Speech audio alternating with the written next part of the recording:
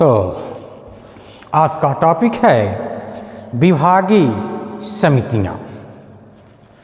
विभागीय समितियाँ।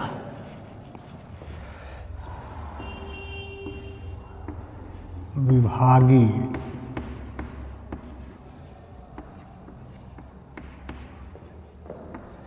समितियाँ।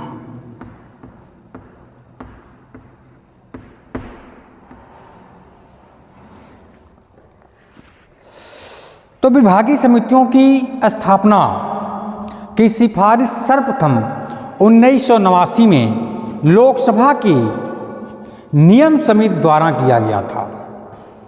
विभागीय समितियों की सिफारिश सर्वप्रथम 1989 में लोकसभा की नियम समिति द्वारा किया गया था। इसके अनुसरण में 3 विषयगत यानी विभागीय समितियों की स्थापना की गई थी। 3 विषयगत यानी 3 समितियों की स्थापना की गई थी। पहला क्या है? कृषि। पहली समिति क्या है? कृषि समिति। और दूसरा क्या है? पर्यावरण एवं वन समिति। दूसरा है पर्यावरण एवं वन समिति। और तीसरा है विज्ञान एवं प्रौद्योगिकी समिति। तीसरा है विज्ञान एवं प्रौद्योगिकी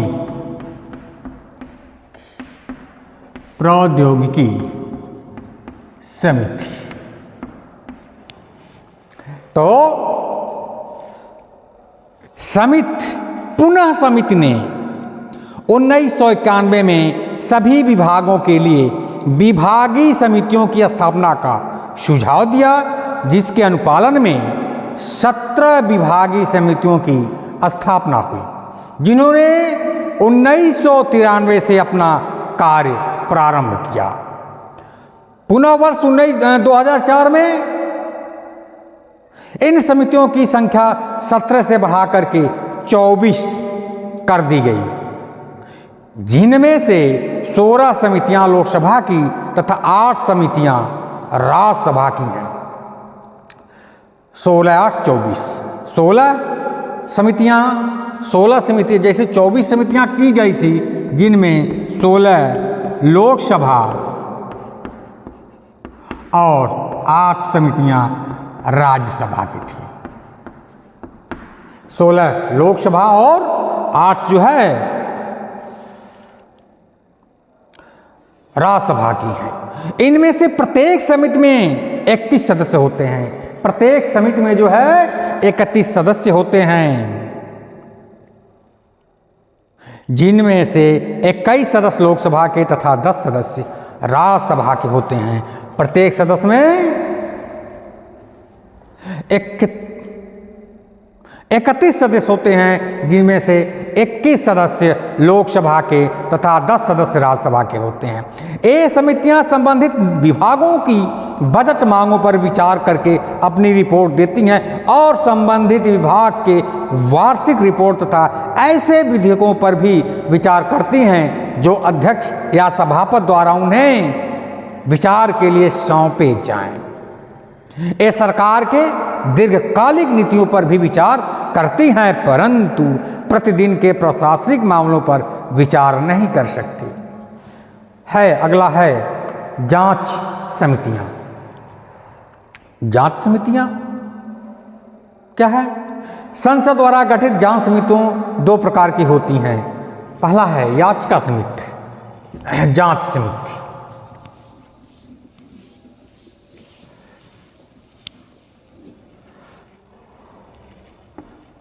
जांच समितियां या जांच समिति। तो संसद द्वारा गठित जांच समितियां दो प्रकार की होती हैं। पहला है याचिका समिति, दूसरा है विशेषाधिकार समिति। पहला क्या है? याचिका समिति, और दूसरा क्या है? विशेषाधिकार समिति। विशेषाधिकार समिति। तो पहला है याचिका समिति और दूसरा क्या है? विशेषाधिकार समिति। याचिका समिति पिटिशन कमेटी और दूसरा क्या है? Committees on privileges. तो याचिका समिति का गठन संसद के दोनों सदनों द्वारा किया जाता है। याचिका समिति का गठन जो है संसद के दोनों सदनों द्वारा किया जाता है। लोकसभा की याचिका समिति में 15 तथा राज्यसभा की याचिका समिति में 10 सदस्य होते हैं। याचिका समिति का गठन जो है संसद के दोनों सदनों द्वारा किया जाता है, दोनों सदन द्वारा, जिसमें लोकसभा के कितने सदस्य होते हैं? लोकसभा के 15 सदस्य। और राज्यसभा के कितने सदस्य होते हैं? लोकसभा के 15 और राज्यसभा के 10 सदस्य होते हैं। याचिका समिति का मुख्य कार्य जनता द्वारा समान हित के मामलों पर प्रस्तुत की जाने वाली याचिकाओं पर विचार करना होता है। क्या होता है? याचिका समिति का मुख्य कार्य क्या होता है? जनता द्वारा सामान्य हित के मामलों पर प्रस्तुत की जाने वाली याचिकाओं पर विचार करना होता है। अब विशेषाधिकार समिति, इसको देखा जाए।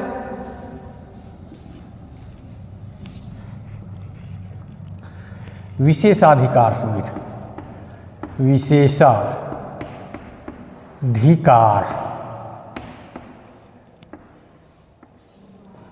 समिति।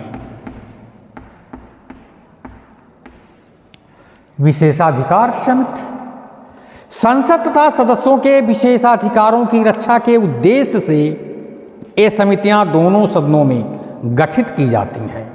संसद तथा सदस्यों के विशेषाधिकारों की रक्षा के उद्देश्य से संसद तथा सदस्यों के विशेषाधिकारों की रक्षा के उद्देश्य से ये समितियां दोनों सदनों में गठित की जाती हैं। तो लोकसभा की विशेषाधिकार कमेटी में 15 तथा राज्यसभा की विशेषाधिकार समिति में 10 सदस्य होते हैं। इसमें भी देखिए लोकसभा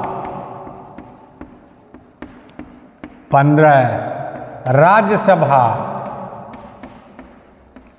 10 सदस्य होते हैं।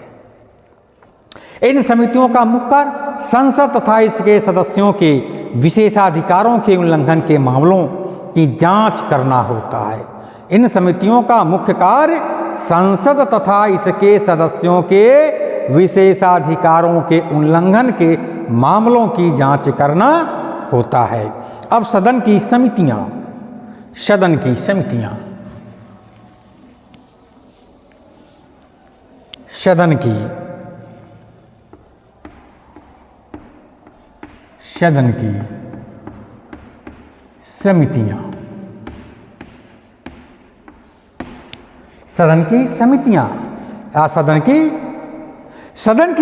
मुख्यतः 3 प्रकार की होती हैं। पहला क्या है? सदन की कितनी समितियां होती हैं? 3 प्रकार की। कार्य मंत्रणा समिति, नियम समिति, सदन में अनुपस्थित रहने वाले सदस्यों से संबंधित समिति। तो क क्या है या पहला क्या है? कार्य मंत्रणा समिति। पहला क्या है? कार्य मंत्रणा समिति। दूसरा क्या है? नियम समिति। दूसरा है नियम समिति। और तीसरा है सदन में अनुपस्थित रहने वाले सदस्यों से संबंधित समिति। सदन में अनुपस्थित रहने वाले सदस्यों से संबंधित तीसरा है सदन में अनुपस्थित रहने वाले सदस्यों। तो सदन में अनुपस्थित रहने वाले सदस्यों से संबंधित है। अब कार्य मंत्रणा समिति, बिजनेस एडवाइजरी कमेटी। कार्य मंत्रणा समिति क्या है? बिजनेस एडवाइजरी समिति, बिजनेस एडवाइजरी समिति। तो advisory committee, business advisory committees, business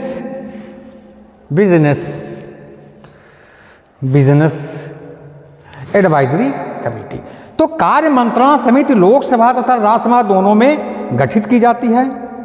पहला क्या है? कार्य मंत्रणा समिति लोकसभा और राज्यसभा दोनों में गठित की जाती है। लोकसभा की अध्यक्ष तथा राज्यसभा के सभापति अपने अपने सदनों के लिए गठित कार्य मंत्रणा समिति के पदेन अध्यक्ष होते हैं। लोकसभा की कार्य मंत्रणा समितियों में अध्यक्ष सहित कुल 15, जबकि राज्यसभा की कार्य मंत्रणा समिति में सभापति तथा उपाध्यक्ष सहित कुल 11 सदस्य होते हैं। तो लोकसभा में अध्यक्ष सहित 15 होते हैं, राज्यसभा में सभापति और उपसभापति समेत 11 सदस्य होते हैं।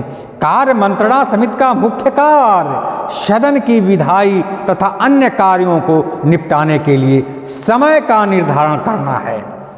समिति सदन में विचार किए जाने वाले विशेष विषयों का भी निर्धारण करके यह तय करती है कि उस पर विचार किया जाए या नहीं। अब नियम समिति, नियम समिति दूसरा क्या है? नियम समिति दूसरा है। नियम समिति क्या है? इसको भी देखिए। नियम समिति का मुख्य कार्य संसद के दोनों सदनों में प्रक्रिया तथा कार्य संचालन से संबंधित विषयों पर विचार करना, विषयों पर विचार करना तथा उसके संबंध में आवश्यक संशोधनों एवं परिवर्तनों हेतु सिफारिश करना है।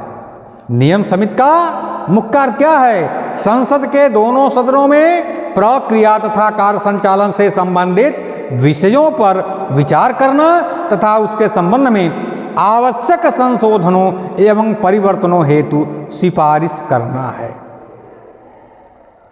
यह समिति दोनों सदनों के लिए गठित की जाती है तथा लोकसभा अध्यक्ष लोकसभा की नियम समिति तथा सभापति राज्यसभा की समिति का पदेन अध्यक्ष होता है।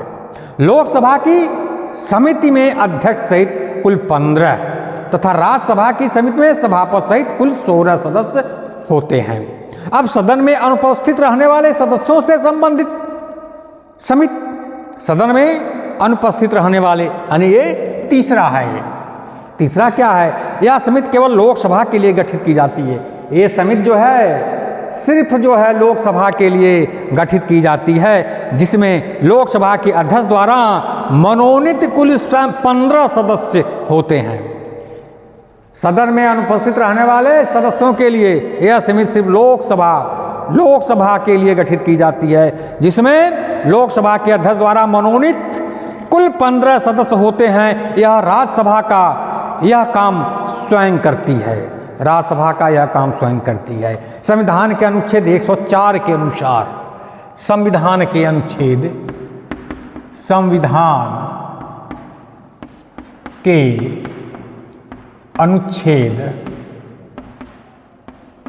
104, संविधान के अनुच्छेद 104 के अनुसार यदि संसद के दोनों सदनों में से किसी का कोई सदस्य 60 दिन तक सदन की अनुज्ञा के बिना उसकी सभी बैठकों में अनुपस्थित रहता है तो सदन उसके स्थान को रिक्त घोषित कर सकता है। अनुच्छेद 104 के अधीन स्थान रिक्त की घोषणा आवश्यक है। राज्यसभा यह कार्य स्वयं करती है, जबकि लोकसभा यह कार्यकारी समिति के माध्यम से करती है। अब छानबीन समितियां, अब देखिए पांचवा क्या है? छानबीन समितियां।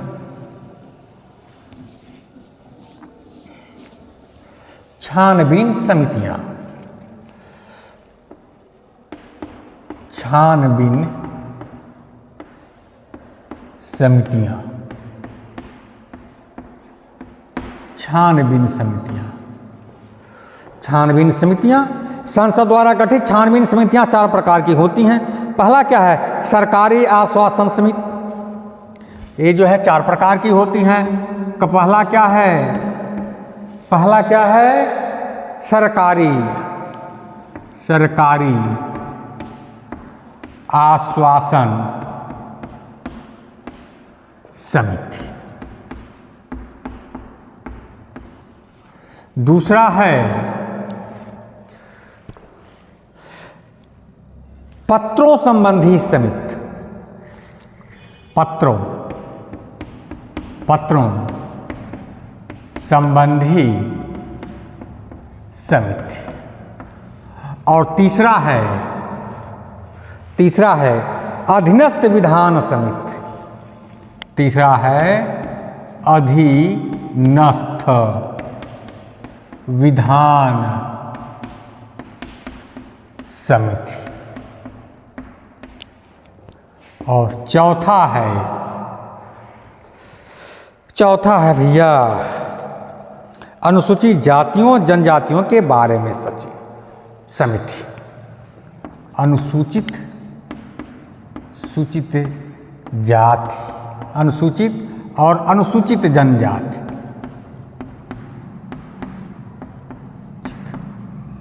जनजाति, जनजाति के बारे में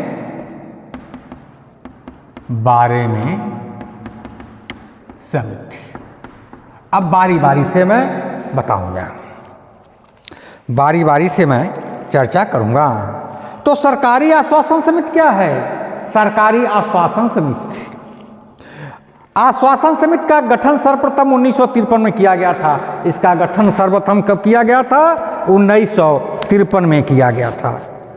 सरकारी आश्वासन समिति का गठन 1953 में इसका गठन किया गया था। यह कमेटी लोकसभा तथा राज्यसभा दोनों के लिए गठित की जाती है। यह कमेटी लोकसभा तथा राज्यसभा दोनों के लिए गठित की जाती है। लोकसभा की समिति में 15 सदस्य तथा राज्यसभा की समिति में 10 सदस्य होते हैं। टोटल 25 सदस्य होते हैं। ठीक है। इस समिति का मुख्य कार्य क्या है? शासन तथा मंत्रियों द्वारा सदन में दिए गए आश्वासनों की जांच करना है। सरकारी आश्वासन समिति क्या है? मंत्रियों द्वारा सदन में दिए गए आश्वासनों की जांच करना है कि वे कहां तक पूर्ण हुए हैं। अब पत्रों संबंधी समिति, अब सर्वप्रथम पत्रों संबंधी समिति तो सर्वप्रथम 1975 में गठित की गई थी। यह समिति कब गठित की गई थी? 1975 में। सर्वप्रथम 1975 में गठित की गई थी। यह समिति लोकसभा तथा राज्यसभा दोनों के लिए गठित की है। यह सभा लोकसभा तथा राज्यसभा दोनों के लिए गठित की जाती है। लोकसभा समिति में 15 सदस्य तथा राज्यसभा की समिति में 10 सदस्य होते हैं। अब इस समिति का मुख्य कार्य क्या है? लोकसभा तथा राज्यसभा में सदन के पटल पर रखे गए सभी पत्रों की जांच करना तथा उस पर अपना प्रतिवेदन प्रस्तुत करना। अब क्या है? अधीनस्थ विधान समिति। ये तीसरा है अधीनस्थ विधान समिति। Committee on subordinate legislation. तो अधीनस्थ विधान समिति क्या है? इसे प्रत्यायोजित विधान संबंधी समिति के नाम से भी जाना जाता है। संसद के दोनों सदनों के लिए अलग अलग गठित इस समिति में 15-15 सदस्य होते हैं जो अध्यक्ष या सभापति द्वारा 1 वर्ष के लिए मनोनीत किए जाते हैं। यह समिति प्रत्यायोजित विधायन के अधीन प्राधिकारियों द्वारा बनाए गए नियमों, विनियमों, उपनियमों की संवैधानिकता की जांच करती है। और लास्ट में है चौथा है अनुसूचित जातियों जनजातियों के बारे में समिति। कुल 30 सदस्यों वाली इस समिति में लोकसभा के 20 तथा राज्यसभा के 10 सदस्य होते हैं। इसके कितने सदस्य होते हैं? 30। लोकसभा के कितने होते हैं? 20। और राज्यसभा के 10 सदस्य होते हैं। इस समिति का गठन 1 वर्ष के लिए किया जाता है। यह समिति इन जातियों के कल्याण संबंधी मामलों की जांच करके संसद को अपनी रिपोर्ट देती है। यह समिति अनुसूचित जाति जनजाति में आयुक्तों द्वारा प्रस्तुत प्रतिवेदनों की भी जांच करती है। धन्यवाद।